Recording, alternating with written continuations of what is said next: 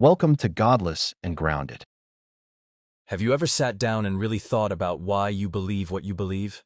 I mean, really stripped away the labels for a second and looked at the core of your identity. If you are watching this, there is a very high probability that you were born into a specific geographical location, to a specific set of parents, within a specific cultural bubble.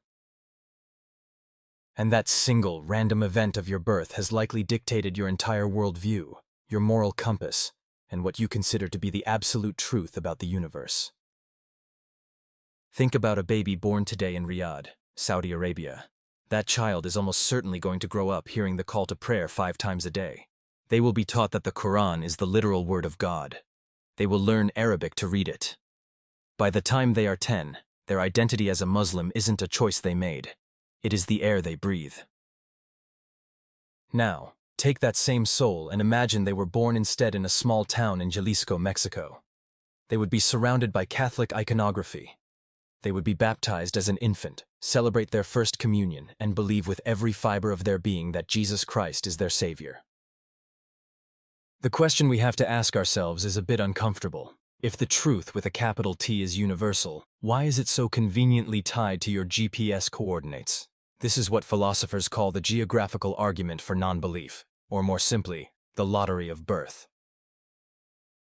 It is the idea that the most important decision a human being can supposedly make, the choice of which religion to follow to avoid eternal punishment or to gain spiritual enlightenment, is actually decided for them before they can even hold a spoon. Let's look at the sheer numbers because they tell a story that logic sometimes struggles to articulate. If you are born in India, there is an 80% chance you will be Hindu. If you are born in Thailand, there is a 95% chance you will be Buddhist. If you are born in the United States, you are statistically likely to be some form of Christian. Does it make sense that the creator of the entire cosmos, with billions of galaxies and trillions of stars, would set up a system where your eternal destiny depends on whether you were born in a village in Pakistan or a suburb in Paris? This brings us to the concept of childhood indoctrination. We often use that word indoctrination for things we don't like, but in a neutral sense, it just means teaching someone to accept a set of beliefs without questioning them. When you are a child, your brain is a sponge. You don't have the critical thinking tools to evaluate the historical claims of the Bible or the logical consistency of the Vedas. You trust your parents because you have to for survival. If they tell you there is an invisible man in the sky who watches everything you do, you believe them.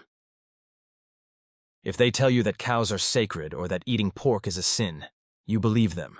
By the time you are old enough to actually study these topics, the software has already been installed. You aren't looking at the evidence objectively. You are looking at the world through the lens of the software your parents and your culture downloaded into your brain when you were 5 years old. Most people like to think they chose their faith. They might say, "I had a moment where I felt the Spirit," or "I studied and found this to be true." But notice how rarely people study and then choose a religion that is completely alien to their culture. You don't see many people in rural Mississippi suddenly realizing that Shintoism is the one true path after a period of deep reflection. You don't see many people in Tehran deciding that the Norse gods Odin and Thor make the most sense. People almost always discover that the religion they were raised in, or the one most dominant in their immediate surroundings, is the correct one. That is a massive red flag for anyone interested in objective truth. Let's dive into the logic of divine revelation for a moment. If a God exists and wants everyone to know a specific set of rules, why would that God rely on a method as flawed as human tradition? If I want to tell everyone in a room that the building is on fire, I don't whisper it to one person in the corner and hope they tell their kids, and their kids tell their kids. And eventually, everyone hears a version of it. I would turn on the fire alarm. I would make it clear, universal, and impossible to misunderstand. Yet, religions claim that the most important message in history was given to specific people in specific places thousands of years ago. And if you happen to be born in the wrong century or on the wrong continent, you're just out of luck. Consider the historical context of these texts. If you look at the Old Testament, it is deeply rooted in the tribal politics of the ancient Near East. If you look at the Quran, it reflects the social structures of 7th century Arabia. If you look at the Vedas, They are inseparable from ancient Indian culture. This suggests that these aren't messages from a timeless being, but rather products of their time and place. They are cultural artifacts that grew and spread through conquest, trade, and birth rates, not through a universal recognition of truth. Think about the concept of faith itself. In almost every other area of life, we value evidence. If you want to buy a car, you check the reviews. If you are sick, you want a doctor who uses proven medicine. But when it comes to the biggest questions of existence, we are told that faith is a virtue. Faith is essentially believing something without sufficient evidence. And conveniently, every religion asks for faith. The Muslim has faith that the Quran is true. The Christian has faith that the resurrection happened. The Mormon has faith that Joseph Smith found golden plates. Since they all use faith as their primary justification, and they all lead to different, contradicting conclusions, faith cannot be a reliable path to truth. It is a dead end. There is also the psychological aspect of belonging. Humans are social animals. For most of history, being kicked out of your tribe meant death. Religion provides a ready-made tribe. It gives you community, rituals, and a sense of purpose. When someone is born into a religion, they aren't just adopting a set of beliefs. They are adopting a social safety net. To leave that religion isn't just a change of mind. It's a threat to your social survival. This is why people fight so hard to defend their beliefs even when faced with clear evidence to the contrary. They aren't defending an idea. They are defending their family, their friends, and their identity. Continuing from where we left off, we need to talk about the outsider test for faith. This is a concept popularized by John Loftus. It's a simple thought experiment. Look at your own religion with the same level of skepticism and the same high standards for evidence that you use when you look at every other religion. If you are a Christian, you probably think the claims of Scientology are a bit ridiculous. You might look at the Greek myths and think, how could anyone believe that Zeus was throwing lightning bolts? But have you ever applied that same skepticism to the story of a man living inside a fish for 3 days, or a person walking on water, or the moon being split in two? When it's your own tradition, you call it a miracle. When it's someone else's tradition, you call it a myth. But from the outside, they all look exactly the same. They are all claims of the supernatural that lack empirical evidence and are tied to a specific cultural history. Let's talk about the history of how these religions spread. It wasn't through a series of logical debates where the most correct idea won. It was often through blood, steel, and geography. Christianity spread through the Roman Empire after Constantine converted for political reasons. It spread to the Americas and Africa through colonization. Islam spread through the Middle East, North Africa, and Spain through rapid military expansion. If the borders of empires had been drawn differently, your religion would likely be different. If the Moors had won the Battle of Tours in 732, the people in London and Paris might be bowing toward Mecca today. If the Spanish hadn't conquered South America, millions of people would be following indigenous spiritual traditions instead of Catholicism. This shows that the spread of truth is often just the spread of power. There is also the problem of religious pluralism. There are thousands of different religions in the world, each claiming to be the one true way. They can't all be right, but they can all be wrong. If you are a believer, you are already an atheist regarding 9,999 other gods. You don't believe in Vishnu. You don't believe in Thor. You don't believe in Huitzilopochtli. Some of us just go one god further. The reasons you have for rejecting all those other gods, the lack of evidence, the cultural bias, the logical contradictions, are the exact same reasons we use to be skeptical of yours. Think about the argument of divine hiddenness. If a God exists and wants a relationship with us, why is it so hard to find him? Why does he hide behind ancient books that have been translated and retranslated until the original meaning is debated? Why does he communicate through signs that are so ambiguous they could be interpreted as anything? If a father played hide-and-seek with his children but never came out, and instead left a confusing note in the basement from 50 years ago, we wouldn't call that a relationship. We would call that an absence. We also have to consider the biological roots of belief. Scientists have found that humans are pattern seekers. We are evolved to see agency where there is none. If our ancestors heard a rustle in the grass, the ones who assumed it was a predator survived, while the ones who assumed it was just the wind sometimes got eaten. We are the descendants of the ones who overassigned agency. This makes us naturally prone to believing in ghosts, spirits, and gods. Religion is essentially a giant organized version of that natural instinct. It's our brain trying to find a who behind the what of the universe. And what about the problem of evil, or the problem of suffering? If you are told that your specific God is all-powerful and all good, you have to do some incredible mental gymnastics to explain why children get bone cancer, or why tsunamis wipe out thousands of innocent people. Every religion has its theodicy, its excuse for God's silence in the face of suffering. But if you step back, the simplest explanation is that there is no one at the controls. The universe is indifferent. That might sound scary at first, but it's actually much more honest than trying to justify why a loving creator would design a parasite that eats its way out of a host's eye. Let's look at the moral argument. Many people stay in the religion they were born into because they think it's the source of their morality. They think that without God, everything is permitted. But if you look at history, religions have been used to justify slavery, the oppression of women, and the persecution of minorities for centuries. Human morality actually evolves over time, and religion usually lags behind. We stopped burning witches not because the Bible changed, but because our human understanding of justice and evidence changed. We realized that we don't need a book to tell us that empathy and cooperation are good for society. Those are biological traits that helped our species survive long before any scripture was written. So, where was the choice? For most people, there wasn't one.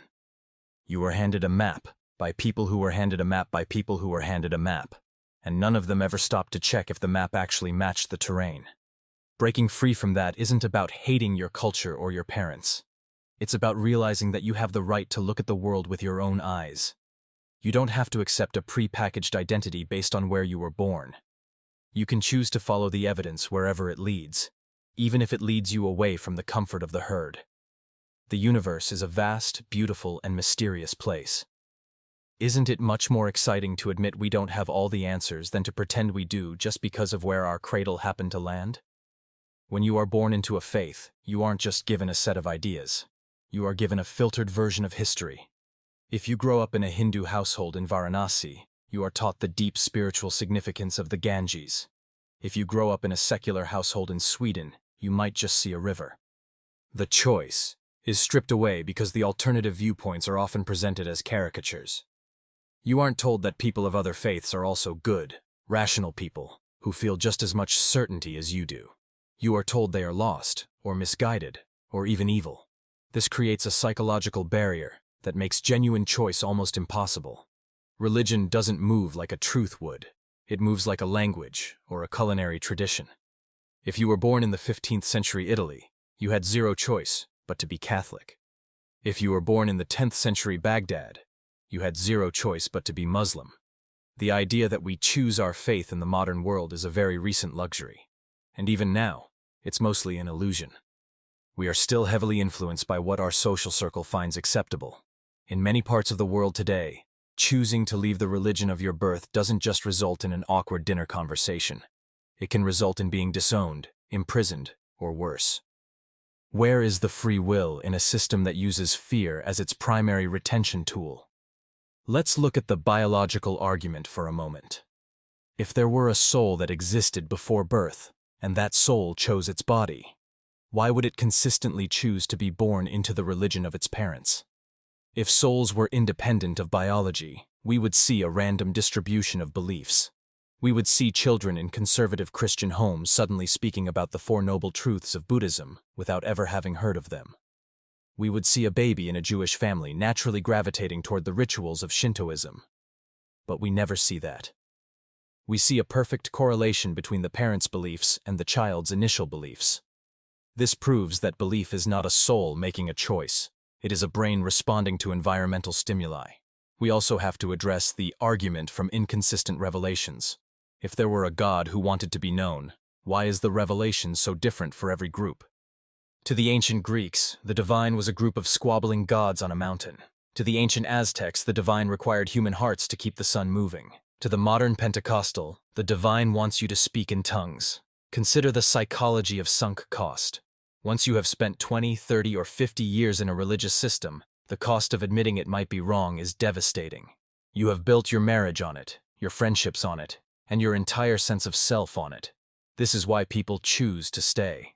It isn't because the arguments for the religion are stronger than the arguments against it. It's because the emotional cost of leaving is too high. It's like a person who stays in a bad relationship because they've already put 10 years into it. It's a choice made under duress, not a choice made through logic. Finally, we have to talk about the default position. If you were never told about any god, would you ever come to the conclusion that a specific one exists? If we wiped all scientific knowledge and all religious knowledge from the earth tomorrow and started over from scratch, what would happen? In 1,000 years, scientists would rediscover the same laws of physics. They would rediscover that E equals mc squared. They would rediscover the periodic table because those things are objectively true and verifiable. But would they rediscover the exact story of Noah's Ark? Would they rediscover the exact story of the Bhagavad Gita? Almost certainly not. They would create new myths and new legends based on their new cultures. This shows that science is a discovery of reality, while religion is an invention of culture. When we realize that our choice was never really ours, it can feel like a loss. But it's actually a massive liberation. It means you are no longer a prisoner of your ancestors' misunderstandings. You don't have to carry the baggage of tribal wars from 3,000 years ago. You can look at a sunset and just see a sunset, without having to wonder if you're thanking the right deity for it. You can be a good person simply because you care about other humans, not because you're afraid of a cosmic stick or chasing a cosmic carrot. The fact that you are even asking these questions means you are starting to step outside the silo. You are looking at the map and realizing it's just a piece of paper, not the world itself. The lottery of birth might have placed you in a certain starting position, but it doesn't have to be your finish line. You have the capacity for reason, for evidence, and for independent thought. And that is a far more powerful tool than any tradition you were born into.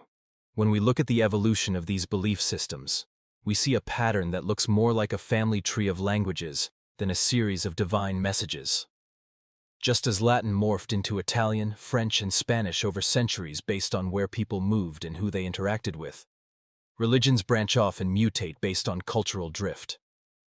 A person born in a specific denomination of Protestantism in the American South might feel that their specific interpretation of a specific verse is the eternal truth, but that interpretation didn't even exist 500 years ago. It is a modern snapshot of a constantly changing human invention. When you realize that your eternal truth has a clear documented expiration date and a traceable lineage of human editing, the idea that it was a divinely protected choice starts to crumble. You are essentially holding a ticket to a movie that was written, directed, and edited by people who lived in a world much smaller and more confused than our own. There is also the undeniable reality of confirmation bias that is baked into our upbringing. Once a child is told that a certain book is holy, their brain naturally begins to look for evidence that supports that claim, while ignoring everything that contradicts it. If a prayer is answered, it's proof of God's love. If it's not, it's a test of faith or God's mysterious will. This heads I win, tails you lose logic ensures that the believer never has to face the possibility that the system itself is flawed. By the time we reach adulthood, our brains have built massive neurological highways that favor our childhood programming. Truth doesn't need a marketing department or a mandatory enrollment program for toddlers. Gravity doesn't require you to believe in it from age 3 for it to work. By recognizing that your faith was largely a gift, or a burden, passed down by your ancestors, you gain the power to evaluate it for what it really is. You can finally ask the question, if I had been born on the other side of the ocean, would I still believe this? If the answer is no, then you've realized that your belief isn't about the universe, it's just about your history.